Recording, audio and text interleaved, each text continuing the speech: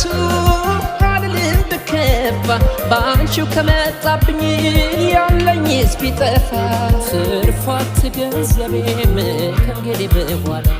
ካንቺ ጋር መጓዝ ነው የለኝ ሀሳብ ሌላ እንኳን ለወደዱት በልብ ለሚቀመጥ ካለ በምድር ላይ ሰው ያለውን ቢሰጥ ለፍቅር ቢከፈል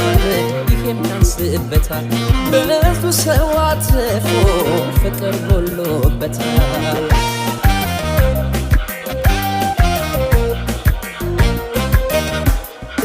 እንደ ወፍ ሌት በማለዳ ያበረኝ